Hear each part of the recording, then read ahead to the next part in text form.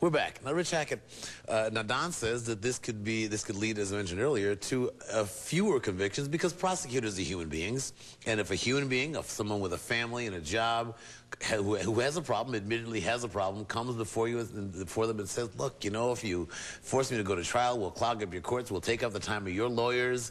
You got no time to do this. Look, let me just plead to something lower, and I swear to you, I'm genuinely going to get help. But I can't handle another DUI because I'm wrecked for life. Why I'm unable to make a living. You know that story will come, right? Well, I'm sure that it'll be presented. As a matter of fact, it's presented in most of the DUI cases now. MAD, Mothers Against Drunk Driving, looks at the situation of driving under the influence of alcohol or drugs from the victim's standpoint. You have to remember that the drunk drivers last year killed 17,274 people on our highways.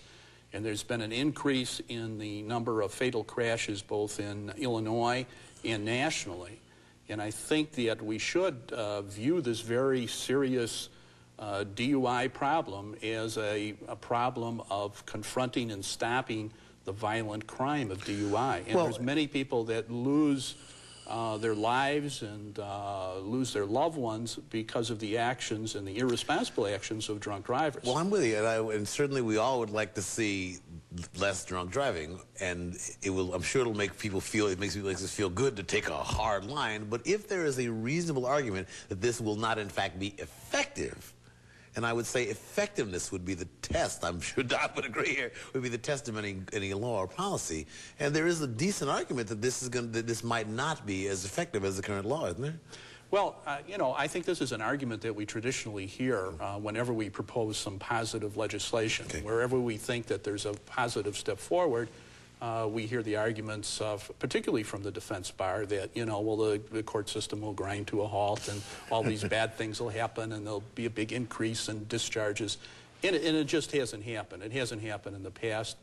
We heard the same arguments when we passed felony DUI laws and additional laws. Don, is this the toughest law in the United States? Or are there other states that have passed similarly difficult? There are a few other states that have passed the same law, but it's too new. How long ago? How old are these laws? Frankly, I couldn't tell you. Within the last 18 to 24 months.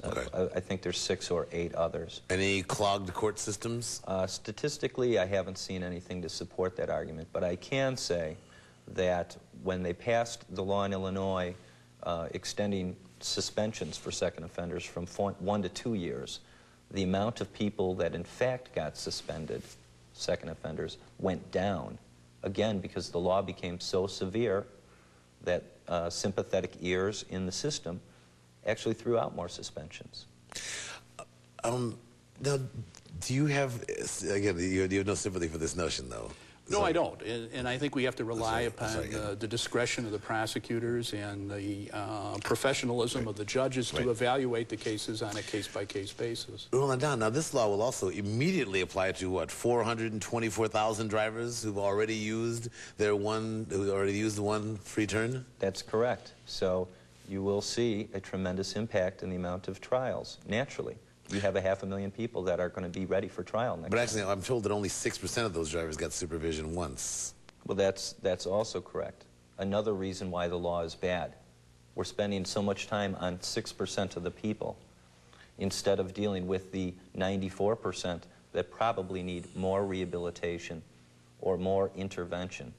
Instead, we're simply cutting off their driver's licenses forever. Well, now, Rich, you mentioned some of the increased deaths due to drunk driving on the roads, but this is after many years of mad activism, lobbying, and very successful public awareness campaigns. We also didn't know about MAD. Does this mean that MAD has failed? No, it really doesn't mean that we have failed. There has been a decade of where we've reduced fatal crashes by about 31%, and we're quite proud of that fact, and we played a very vital role in achieving that particular goal.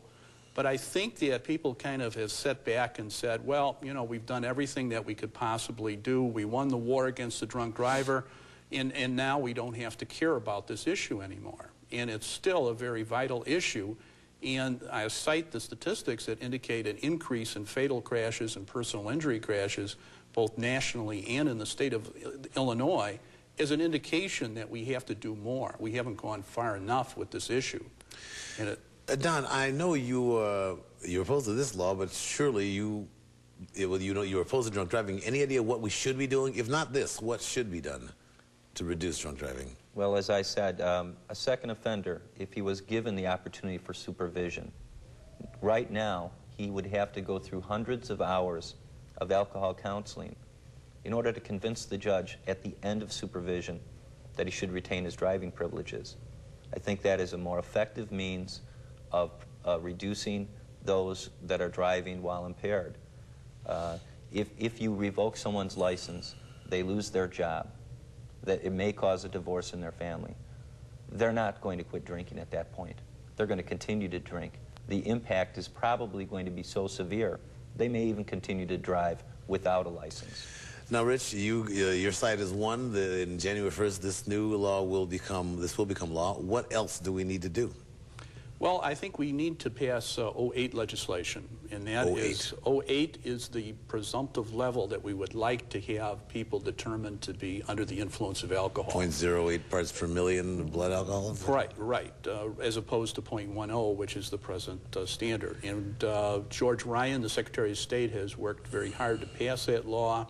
He's kind of picked up the legacy that was left by Jim Edgar, our governor, who did a super job on these traffic safety issues. And I think Secretary of State Ryan's office is going to introduce 08 legislation again, and all the anti-drunk driving organizations will be behind this legislation, and we hope to pass it. Don, I assume 08 would be a boon to your business, right? That would mean more people accused, more dollars for you. I don't think it will, to be frank with you. People can already be arrested if they take a breath test and it's 0.05 or above. All they're doing is changing the presumption that somebody's under the influence. It doesn't really change the law. I doubt if once you lower the breath level to 0.08, you're going to invade on social drinkers who otherwise are not affecting the traffic laws or increasing fatalities. Rich, do I get the impression that you'd eventually like to see anyone who'd ever took a sip of anything before getting behind the wheel would be a criminal? No, and a lot of people believe that the MAD organization is a prohibition organization, that we're against the consumption of alcohol, and that can't be further from the truth. Oh, hang on a second. Hold on. Sure. Hold that thought. We'll come right back. We'll just finish up here. We're going to take a break, and we'll come back for our last segment with our guest talking about the new DUI law in Illinois. Yeah, we'll come right back.